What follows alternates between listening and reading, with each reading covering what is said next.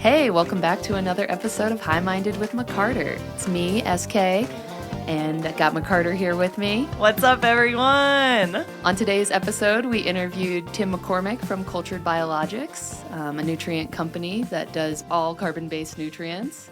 Yeah, they're based out of Denver. We had such an interesting conversation. Tim is a super interesting and knowledgeable chemist. So he formulated all of the carbon-based nutrients / fertilizers for cannabis products. But he has also worked in produce. So we talked about the citrus issue that's happening with the little bugs that are infesting and basically depleting like all of the oranges and citrus groves in Florida. Yeah, he's worked in coffee, talked about the fungus that's affecting the coffee fields and stuff around the world. It's so crazy. Everything is so connected, and I feel like that's kind of what this all goes back to. Totally, yeah. And he really talked a lot about how to heal the world through using good nutrients and about the history of what we've been doing in the U.S., depleting nutrients for so long with nitrate-based nutrients. And just his holistic view on the whole thing was so beautiful. So refreshing. I learned so much. Yeah, me too. This whole one, So my jaw was dropped the entire interview. So. I just kept saying, wow. Yeah, definitely. So yeah, great episode. I'm super excited. I'm always excited. Fuck. Yeah, we're both just so excited for you all to hear this one. Yeah. It was really interesting. So I hope you find that too. And shout out to Weed Maps. Download the Weed Maps app today.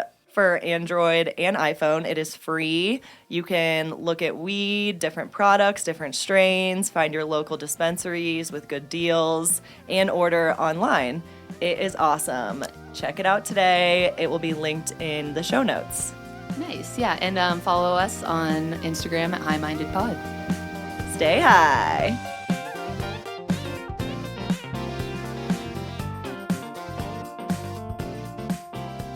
Hello, everyone. Welcome back to another episode of High Minded with McCarter, featuring SK, my co-host. Hey.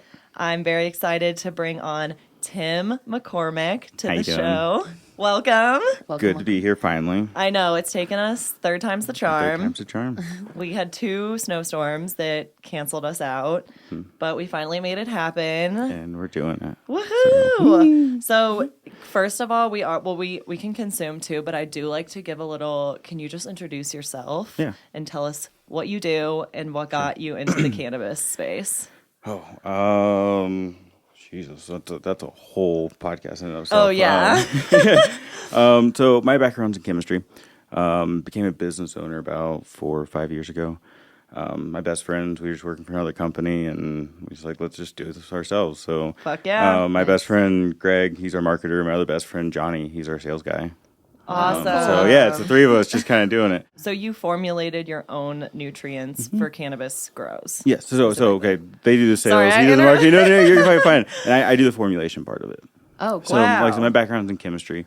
Holy fuck. So you're the one that knows all the things. Yeah, I'm the nerd.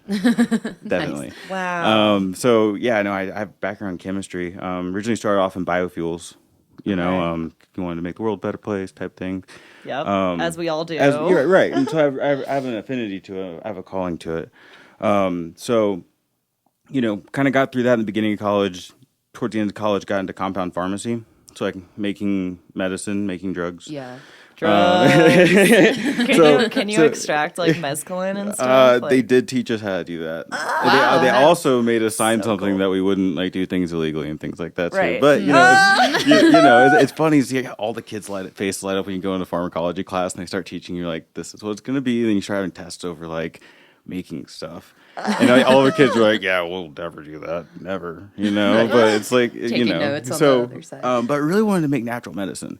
And it all stems from cannabis because Danny with his curing his brain tumors with cannabis. My brother is very similar in the aspect he has osteochondroma, which is like bone spurs on like little growths on your bones, and they push your muscles and tendons out. It's very, very, very painful. Wow. And so brother, 14 years old, just started consuming against my mom's and I's discretion, and went back for the next year. And mind you, the only procedure to get these bone spurs off of you is to slice you open and chisel. Whoa. No. Oh yeah. Stop. So they sliced his nerve ending on his knee, and he's like, "Fuck this! I'm not ever doing this again." And so he started consuming cannabis. Went back the next year for an X-ray, and doctor's like, "All your bone tumors are gone." Whoa. Shut up. And Grant, this is not like this is like a phase 3 clinical analysis, peer-reviewed paper. I'm telling you about. It says an anecdote from my brother, but. Yeah, he didn't have any more bone tumors after he started consuming cannabis. Wow. And it turns out Miracle part plant. of your CB1, CB2 receptors interact with your skeletal system. Wow. When you have a misregulation of something, the endocannabinoid system in your body can actually re-regulate and fix some issues that you might be having underlying in your body. Wow. Oh my God. It's an amazing plant. And this is where I like I said, the whole podcast I can get into because this is where I wanted to make natural medicine. We gotta have you back. I'm already 1 hour's not gonna be enough. That's fine. Anytime you want me out, I'm right across the way. Hell yeah. Nice. So, but yeah, no, and seeing that, and I've always had bad knees because I was playing sports my whole life as a kid, and so my mom's college thing was like, "You're gonna play college ball."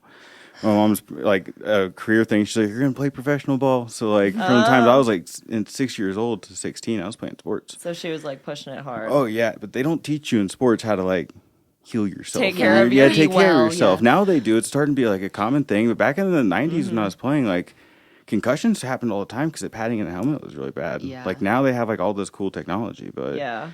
So I ended up 2 days in high school, blew my knee out. And so I was taking, when I went through, I shredded all the soft tissue in my knee.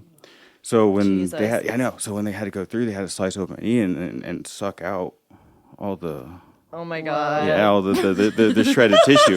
So my knee since We then need to have an advisory warning on this. This might be gruesome. No, it's not too bad.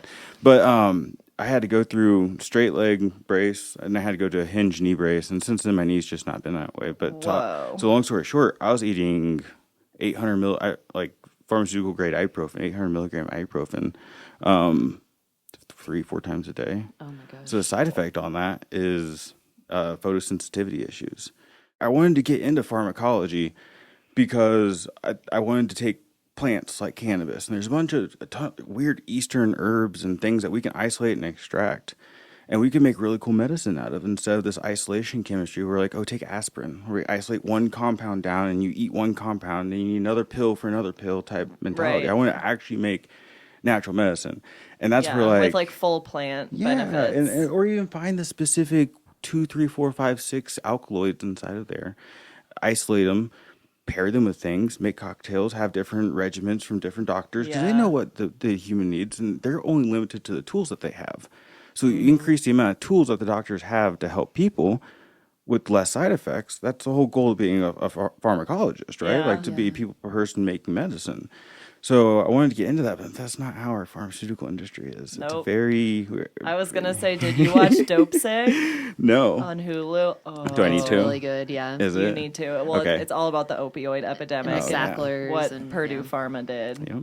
Oh, yeah. And I immediately thought of that. I'm like, yeah, and it's sad because they just want to make money. they just want, and They they don't want care if they fuck people up. a patient cured as a customer lost. Totally. Yeah, they want Right? to keep people sick and Yeah. just Oh, it's And so so crazy. along my journey to where I'm at now, I randomly got out of college. I'm not really happy with my background in pharmacology and kind of getting out and where I was going to go with my future. Mm-hmm.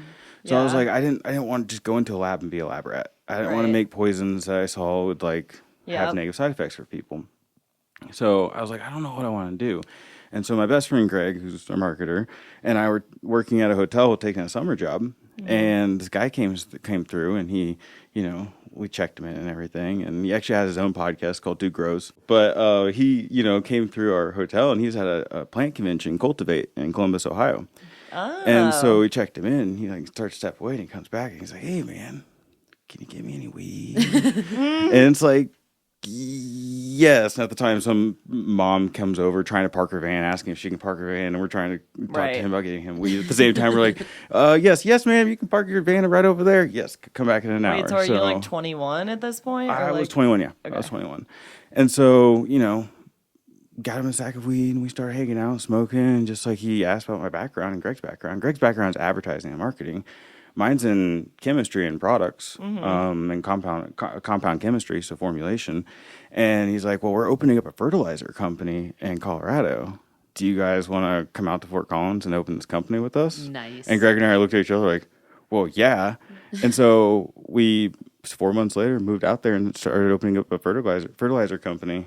Wow. Yeah. Wait, That's so so cool. what's the difference between fertilizer and nutrients, or just They're the same thing. Nutrients thing. is more like Okay. broad category of like all your amendments, all your other things too. Fertilizer is specifically the food for the plant. Okay. So nutrients is the umbrella that fertilizers live under. Okay. That makes sense. Yep. Wow. And so, yeah, we moved out to Colorado, started up that company, brought other best friend out from Kansas City over, and Johnny, and just ran that company. But it's because of cannabis that I have a career. Because of cannabis that I've traveled the world. Because of cannabis that my brother cured his bone cancer, and I'm able to live without taking any pharmaceutical medicine. Yeah. Wow. Oh, And incredible. so it's an amazing plant, and I won't shut up about it ever because Good. it affects my lifestyle, affects my everyday living, and my life is genuinely better with it compared to like when I was just drinking all the time. Yeah. I feel better. My liver's not killing me every day. I don't wake up with a hangover. Yeah. You know, like the only way you're gonna die from marijuana, from cannabis, is if like a giant 2-ton bale falls on top of you, or you stuff your mouth so full of weed that you suffocate and die. You know what I mean? That's the only time it's ever going to actually have any impact on you. And it's like I've only seen good, beneficial things from it. And of course, all things can be abused. All things can be overused. But like if you look at like the cost benefit analysis to it, like the risk assessment, there's like very low risk to having a high level like level of enjoyment for life. Yeah. Yeah. With cannabis. And it's not for everybody. Some people are like have a high, like your endocannabinoid system is a system that like makes all the cannabis do its stuff in your body, right? Well, first off, side note, how odd is it that we have an entire system in our body that goes to this specific plant? It's nuts. And the plant is illegal. Yeah, Like, I know. it's amazing. It's like meant for us. It's like evolved with us, Right. That's what Totally. I think. You know, but I mean, Or like we were connected with it in some way and then like so intrinsically diverged, Mm-hmm. like, Yeah. but still meant to travel together on a Yeah. path. yeah, and I Hand in believe hand. it. Like the resources that hemp makes, like the industrialized resources, like the fiber, the pith, Yeah. the amount we can make cement with it. We can Yes. make oil from it. We can do textiles. We Right. can make plastics out Isn't of it the only For- plant that can like do everything? Everything, for- literally, like yeah. all of our industrialized needs can like come, like 90% of the needs can come from hemp alone. Like I believe hemp and cannabis is going to truly save our world from what we've Yes. done to it. Yeah, and Yes, that other 10% will be saved by mushrooms. Yeah, Right. 100%. Yes. We're Oh my also gosh. very into Are you? mycelium. Yes. Oh my God. Yeah. So we got to talk about that. So- Yeah, I was Oh, gonna cool. ask, like, are you doing anything with mycelium? Yeah. So part of agriculture and part of working with the soils is establishing a fungal colony. There's a specific fungi called endomycorrhizae. Oh, Okay. I'm unfamiliar. Yeah, I'm like, I don't know that one. but- Okay, cool. Well, perfect. Endomycorrhizae is a fungus that lives in the soil that connects that attaches itself to the root system of the plant. Okay. Oh. And like literally, I feel like cell and cell attachment. Okay. And it creates a transport network, a secondary root system for the plant. What? And so this fungus is crazy. Back when the Earth was forming and the crust was cooling down, the water was here first, right? And all the plants and all the life started growing in the water first. Right. So mycorrhizae would help transfer. It was a fungus that helped the network under like the bed of the oceans and the lakes communicate to each other. Wow. Well, as it started cooling down on the Earth's crust, plants started forming, mushrooms started forming on the crust, right? The way that but there wasn't any like vegetation. There wasn't any type of nutrient source around. It was like a pure Right. crust, it's pure rock. And there was nothing in it that could like dissolve the rock or make the rock available. So the plants are only able to become terrestrial as the earth is forming because the mycorrhizae that was still connected in the beds of the ocean and the beds of the lake could connect to the plants on the terrestrial land and create a nutrient and water transport system from the ocean, from the water up to the land to keep the plants alive and land to terraform it. Wow. Oh my That's gosh. crazy. I Like a love it. mycelial network Yep. of, okay, just. Oh the yeah, whole- from the ocean straight up to the land and help terraform Wow. and colonize the Earth's crust to allow us to live. Wow. So do you think mushrooms will outlive humans? Oh, they have been. It's a simpler life form than us. We come from a fungal body. No, it's cool. It's cool because We are all mycelium. Yeah, no, we're all interconnected. And like you look at there's different plants like ferns. Ferns are closer to a fungi than they are to an actual plant. Wow. It's because there's overlap to it. We have the mitochondria inside of our body is a cell that has two membranes to it. It's like a bacteria that somehow mutated itself into our human bodies and allow us to have a power system inside our body, independent of our body. Yes. But within every cell of our body. They were called the powerhouse of the cell. I remember learning this in bio. But why do they have an external membrane when like only other organisms have like an external membrane? Oh, yeah. Where'd it come from? Some researchers say that it could be non-sulfur purple bacteria. Wow. It's just a NSPB is what we categorize it as. But it's another organism that matched with us, much like cannabis endocannabinoid system matched with us. And we've just evolved over time with it. Yeah. Nature's crazy. And I believe mushrooms has been an integral part of our world as our society. At some point, we became bacteriophobic, mycophobic. Yeah. You know, we became interesting. afraid even of the things that are good for us because, I mean, even look at our gut. And this is why there's so many cool similarities between agriculture and humans and why my crossover between pharmacology to agriculture is so kind of seamless because the soil is a lot like your gut. You know, you have probiotic for the soil. You have an entire ecosystem that cycles nutrients, that breaks down rocks into a form that the plants can eat. Plants can't eat pig bones. Plants can't eat feathers. But once they get broken down by that bacteria and fungi, then the plants can start taking in those nutrients. Right. But it requires bacteria and fungi. But it's where, like, you know, these things aren't just, like, available to the plants. There has to be a system. And this is where, like, conventional agriculture and where, like, my company kind of took off from a different stance than conventional agriculture. And I wanted to make sure of that. It's like, you know, we preach sterility in agriculture, chemicals, nitrates, and phosphates, all these really harsh salts on the environment. And what it does is it demolishes the microbial population because it prevents them from doing their normal thing of like breaking things down and giving it to the plants. On top of that, it creates a toxic environment with all these pesticides and herbicides. Yeah. Roundup is used everywhere. Oh, yeah. You know, and so part of where my company's like starting from and like where we're progressing into is like using carbon inputs into the soil, because what will happen is they use all these chemicals in our soil that literally mines out, the plants just mine all the nutrients you give it, but we're not putting the carbon back in there. Right. So then over time you need more fertilizers because the microbial life in the soil relies on the carbon. And carbon's such an essential compound. We're carbon-based beings. Everything living is carbon-based on this earth. Yeah. So carbon makes sense that we need it in the soil. But in agriculture, they don't teach that. Wow. They don't teach that at all. They teach that carbon, hydrogen, and oxygen are things that the earth gives freely, and you don't have to apply it. But the plant is taking in carbon and depositing that into their plants. So now we have a carbon void in the soil. All the life disappears.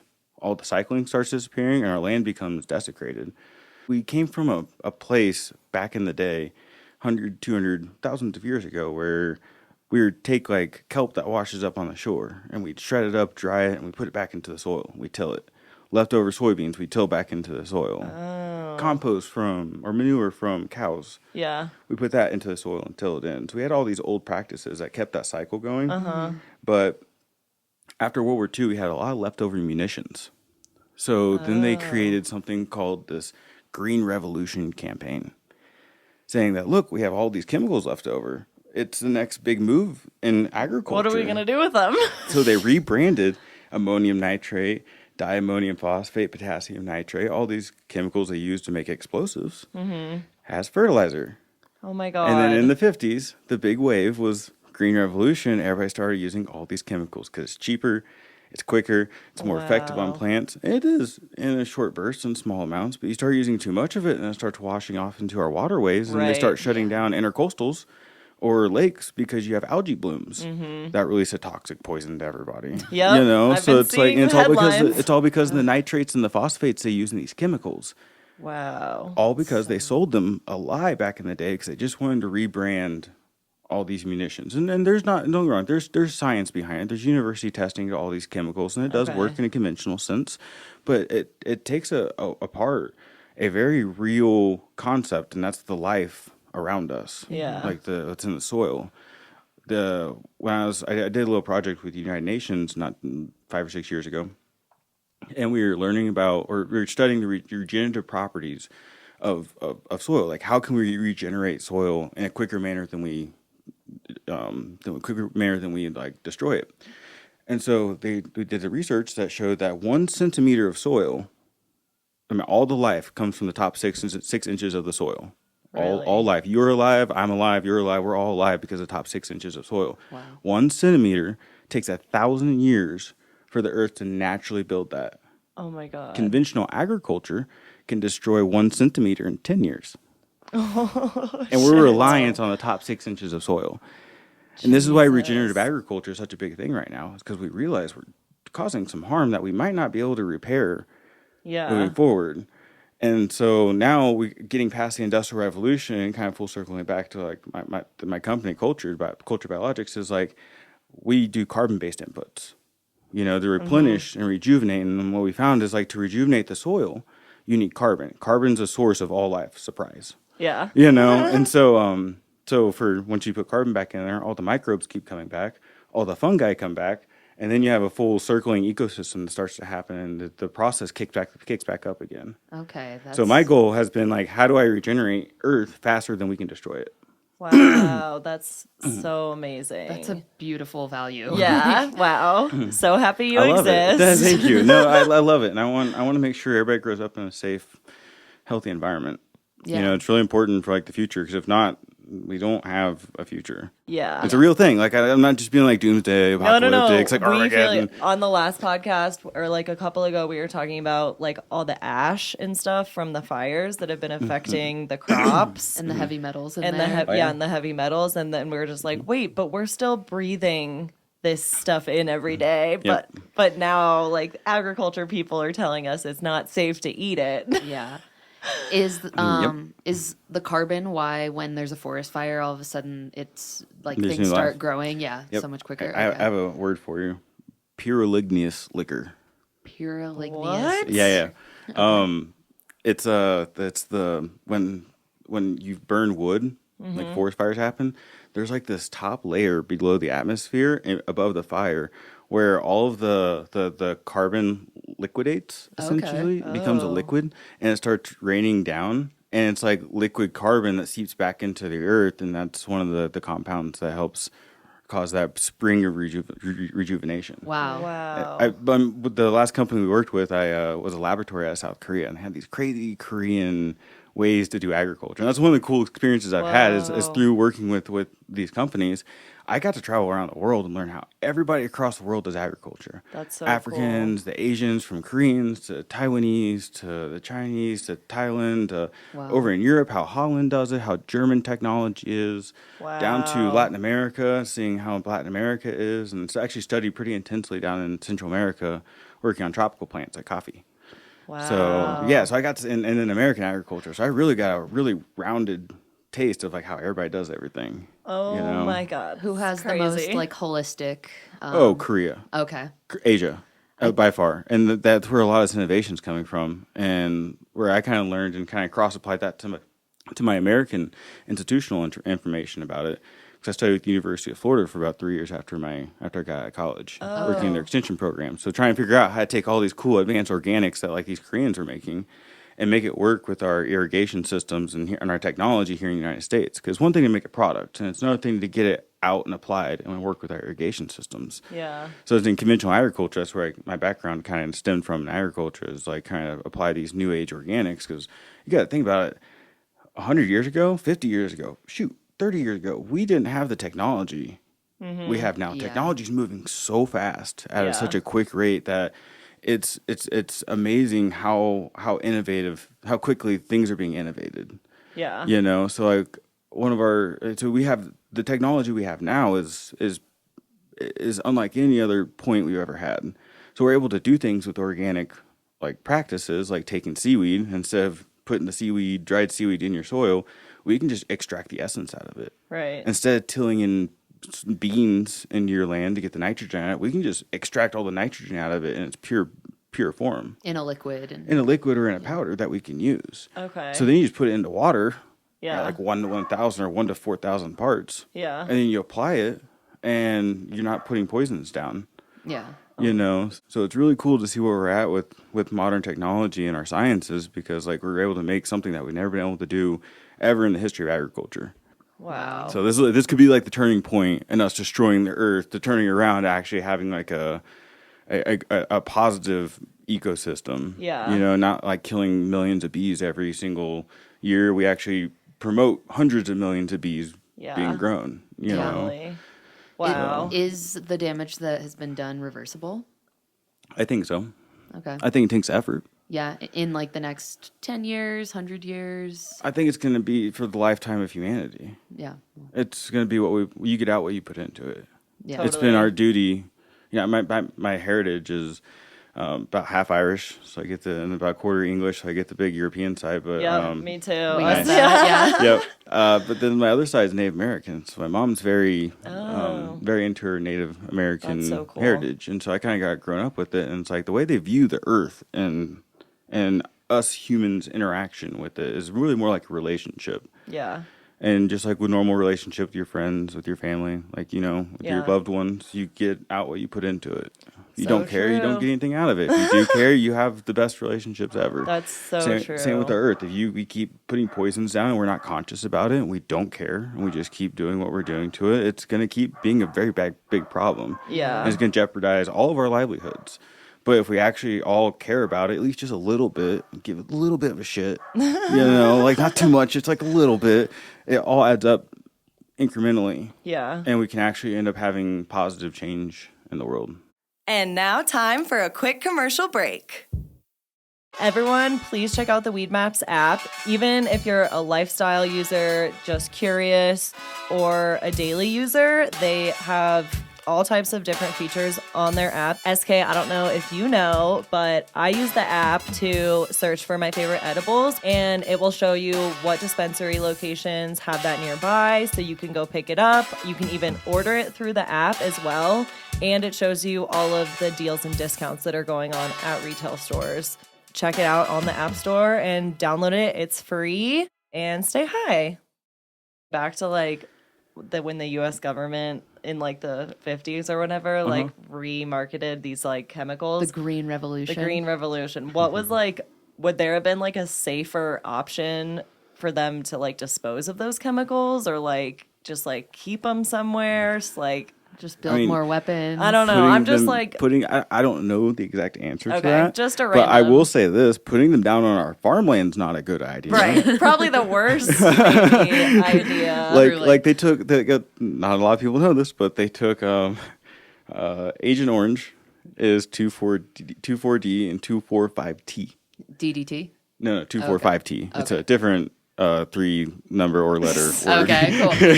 I was like, wait. No.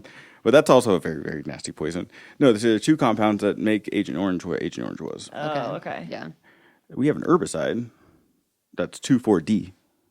Can you tell me why half the ingredients in Agent Orange is used as an herbicide and we're allowed to spray it all around our agricultural landscape? Wow. And here's the hypocrisy, and I'm not going to get too much on a soapbox about this because it irritates the crap out of me. But the cannabis industry, say Colorado specifically, because every state's a little bit different, we get tested for pesticides. You have certain pesticides you can use, and you have certain pesticides you can't use. For example, one's called Eagle 20. The compound mycobutanol, once you heat it up on fire, and the University of Denver did this great research for us, once you light it on fire, it turns into hydrogen cyanide. And Eagle 20 is used to kill mildew. Wow. You know what happened, the cannabis plant happens to get? Mildew. So they started putting it on there, and then when you're like smoking a joint, you're now smoking cyanide, at least a little bit of cyanide. Wait, what the fuck? Oh, yeah. So now we have a list, right? You can't use like 30, 45 different products because it's poison. But you also have a list of things you can use. Oils and this and that, beneficial bugs, bacteria, like all that type of stuff that's like good for killing other things. On our agriculture, that pepper you just bought with the number 3 and the number 4 at the start of that 4-digit code has been sprayed with Eagle 20 probably because they get powdery mildew, and there's no pesticide testing for produce. Wait, what? This makes no sense. And then you're sauteing peppers because you're like, I want some fajitas tonight because it's Fajita Friday. And you're just inhaling cyanide. Oh yeah, or you're eating it. Ugh. Oh my god. Or about those apples that you're baking into a pie. You're allowed to use Eagle 20 also on apples, and then you're baking that $4.50. Wow. What? Yeah. Oh my god. There's pesticide fried. testing for cannabis to make sure we don't smoke and inhale these chemicals, but no farmer, unless you're certified organic, has any limits on what they can spray. It is unlimited what they can spray. Wow. Oh my god. And that's the crazy hypocrisy that we're dealing with right now in agriculture. We're like, I come from conventional agriculture, but also work in cannabis. Yeah. I've been screaming about this and to the top of my lungs, and like Roundup. Roundup's been allowed to be it has been like they've doubled the limitations a few years ago to instead of 20 part per billion, you can spray 40 part per billion. Oh my god. Roundup was originally used, glyphosate was originally used as a descaling agent inside oil tubes, like pipelines. What? Because it filled up with like calcium and iron and all the stuff from Earth, all the sludge. Yeah. And then it restrict flow. So then they'd put glyphosate, Roundup, through the tube, and it descales it. It clings to all the calcium and all the minerals and allows them to flush it through. So when you spray it on a plant, it doesn't just kill the weed because it's toxic. I mean, it is toxic, but it kills the weed because it locks it out from all the nutritional content.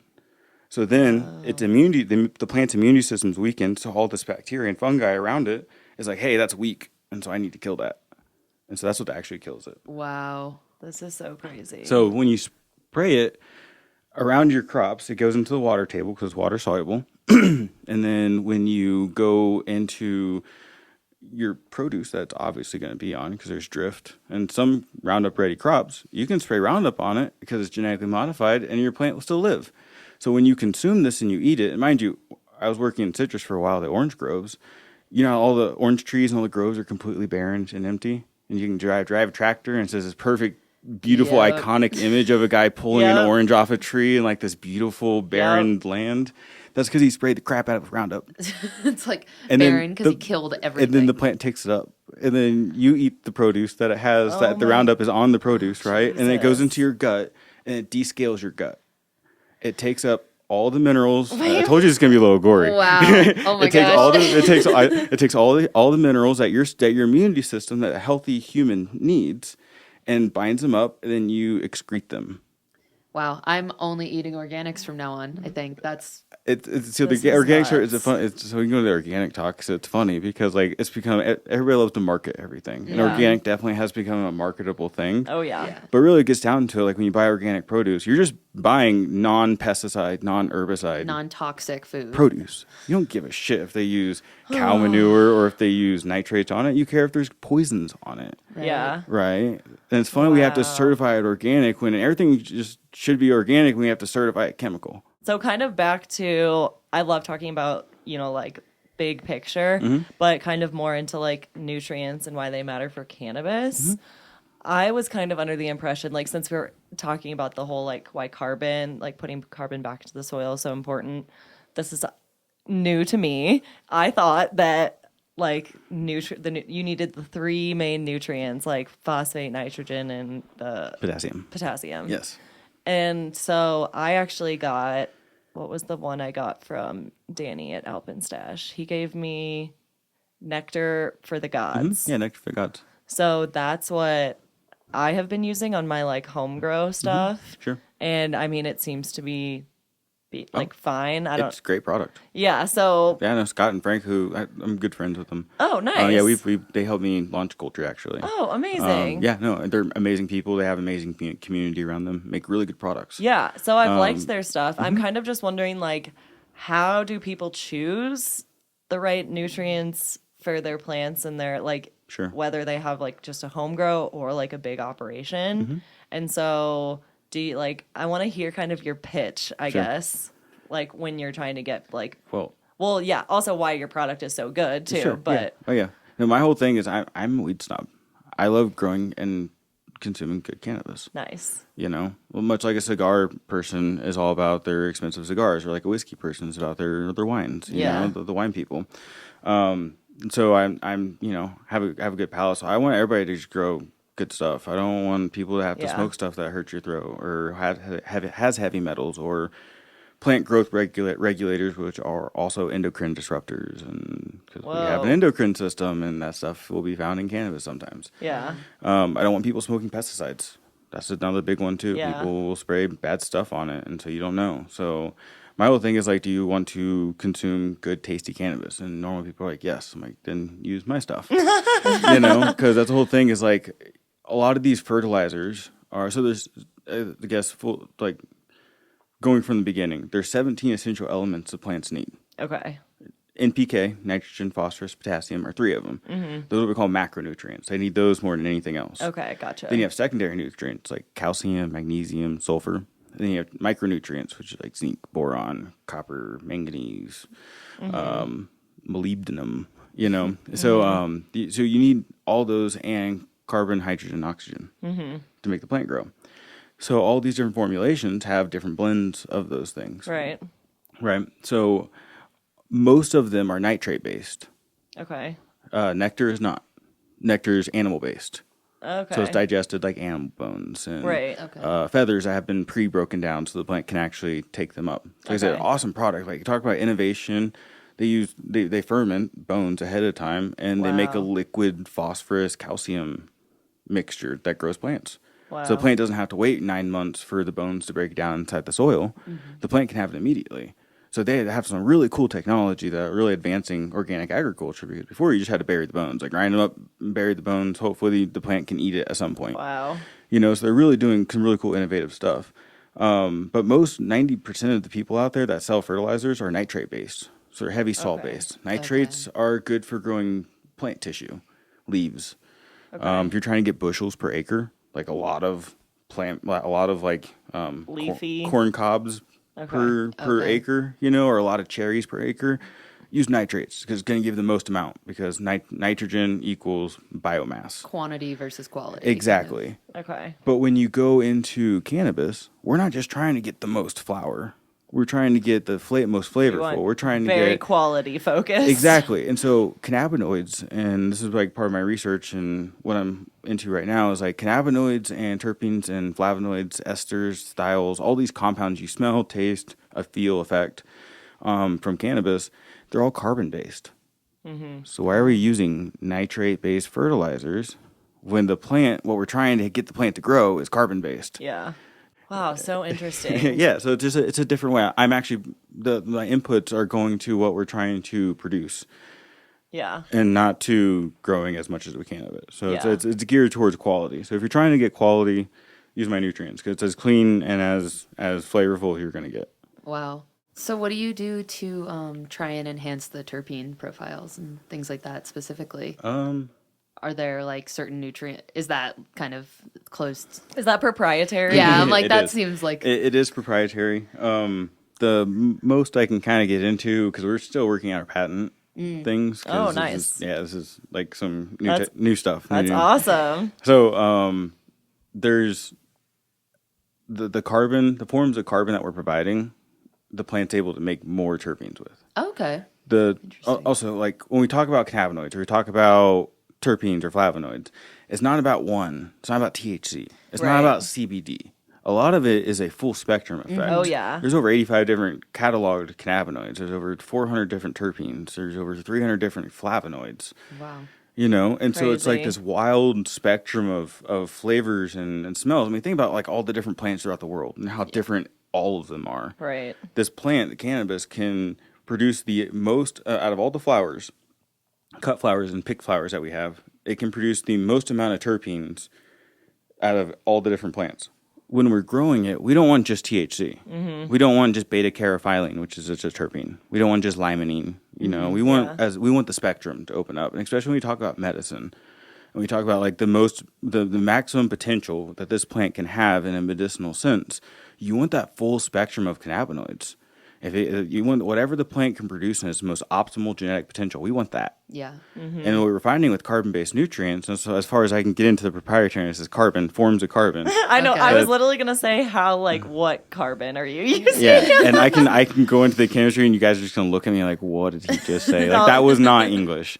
Yep, So probably. I'm gonna save my your ears. eyes will like gloss over. Yeah, totally. I did not do well in chemistry. So. No, that's why I did. So that's why I can help people out. You know, but it's forms of carbon that that the plant uses and turns into all these different terpenes and cannabinoids. And what we're finding is that we're getting a whole spectrum of cannabinoids open up compared to like conventional nitrate-based fertilizers. Wow. So like they'll make THC pop and a little bit of CBD, and then you'll use our stuff, and then you'll see the THC increase, but you'll also see CBC, CBNs, more CBG than the start. You see weird ones like THCV that we're finding out really good for Parkinson's. Wow. CBDV, which is also another really good cannabinoid for Parkinson's. So you're seeing a panel open up from like 2 cannabinoids from conventional stuff to our stuff finding 5, 6, 7 cannabinoids as many as we can test for. That's incredible. And it will get going from non-detectable to having micro amounts. And that's what really gives you the entourage effect, that and the terpenes. And so like with certain products, nutrients,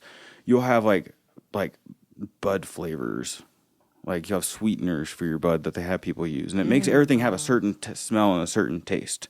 It's because it's triggering one thing to be produced inside the plant. Okay.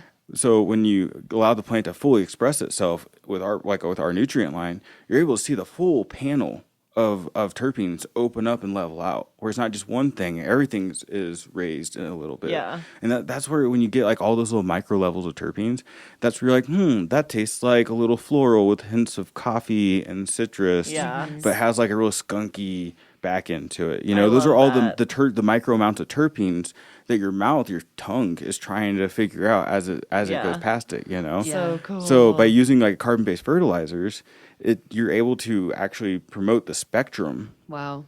Like of the true flavor of the flower. Wow. Compared to just getting like a cardboard taste or like all weed tastes the same type thing. Right. Yeah. You know? Yeah. Like this is lemon. Like just one thing. Yeah, no, you actually get a spectrum like, oh wow, that's amazing. You start pinpointing different things. One of my favorite varieties is key lime pie. Because it actually tastes like key lime pie. If you grow it right and use the right products, you actually get the full panel of the taste. And it's like, wow, holy crap, that really does taste like key lime pie. I love key lime pie. Yeah, it's one of my favorite ones. That is so cool. So it's like this technology is allowing the plant to fully, truly express itself. Yeah. So like I say, if you're trying to grow a boutique flower, and this is why Alpenstash went with me, and why Danny's such an awesome person for trusting in me and trusting in like what I'm doing, is because like we're able to do some really cool stuff and like allow me to fully let my formulation brain, my chemistry brain actually like go run wild with it, you know, like a kid in a candy shop.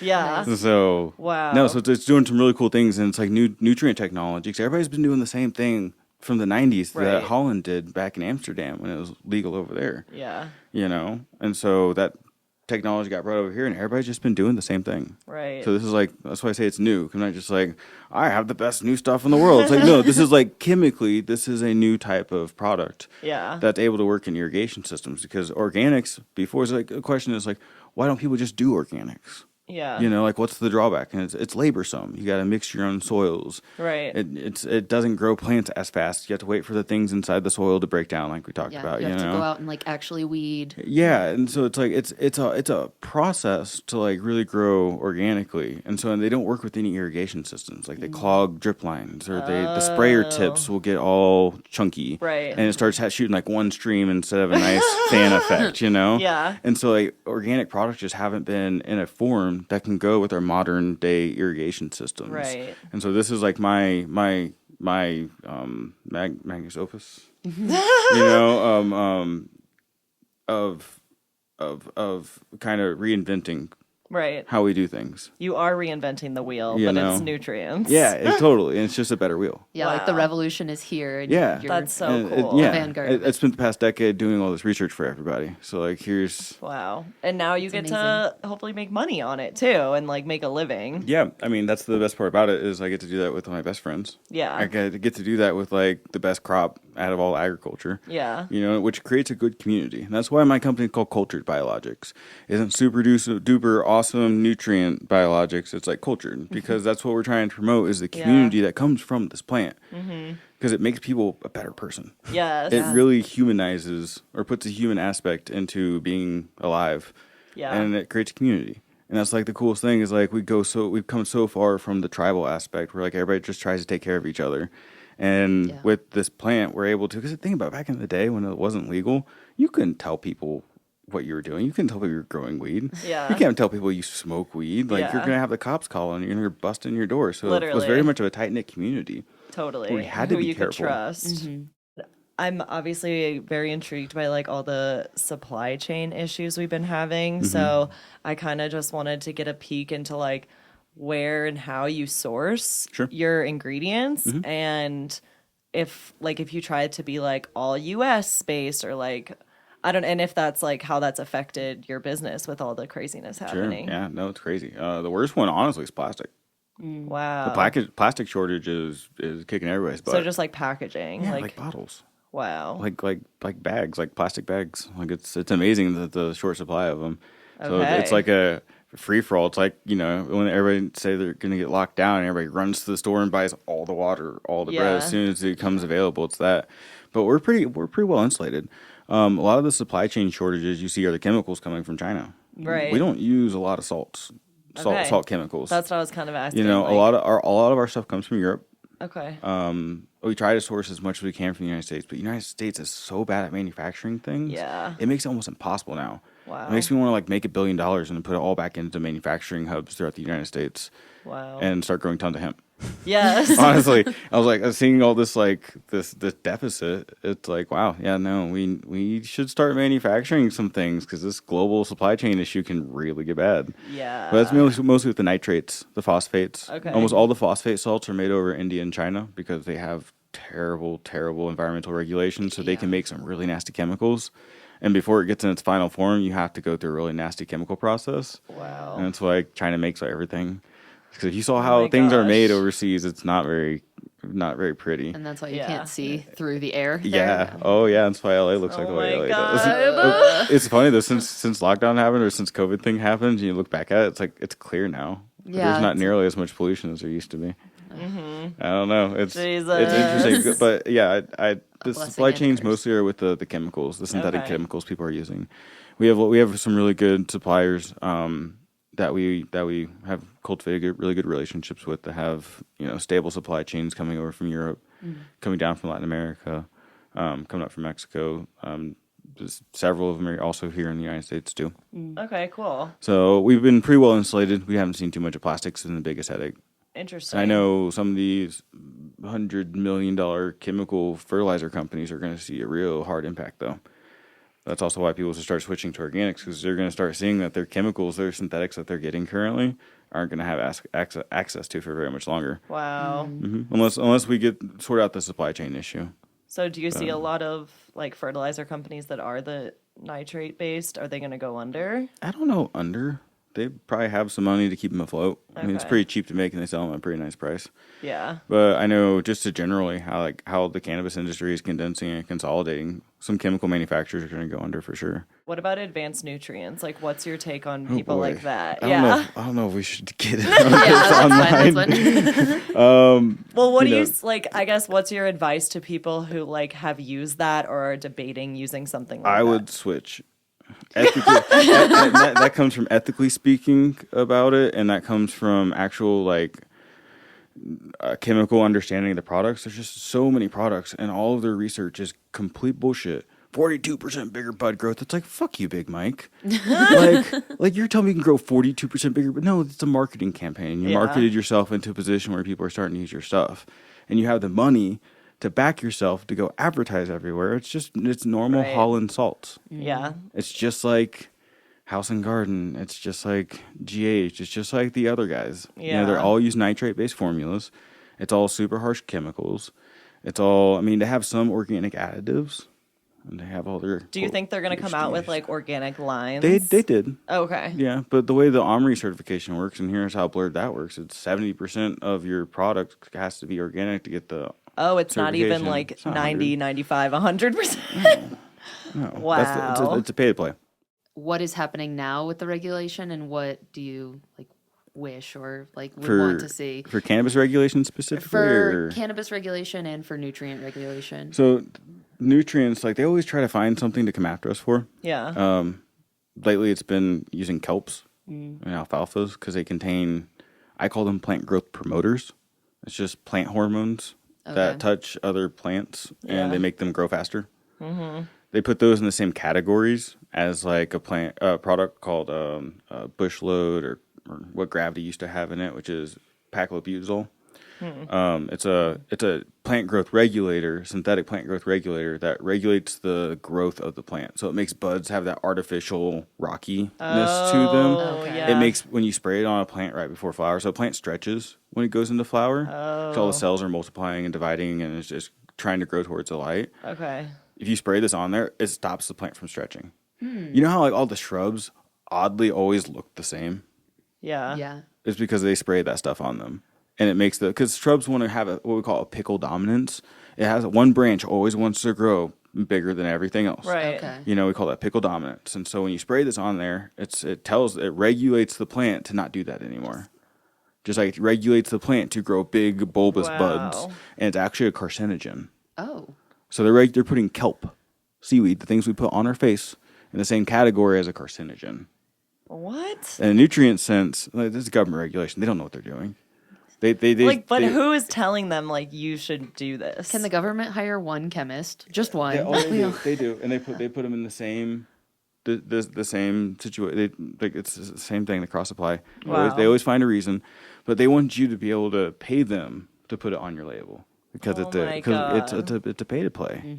You know, they want to put more regulations down, so they have less contenders in there, so that people can keep making their same money. Oh my You know, gosh. it's bureaucracy. Yeah. And it's like it's pretty standard in government for that. But like again, when you have corporations making the rules of what everybody can use, Yeah. you're gonna run into a situation where like you want to go after alfalfa now. You want to regulate alfalfa and put that on what we call the pesticide list because the pesticide branch oversees the plant growth regulators, the PGRs.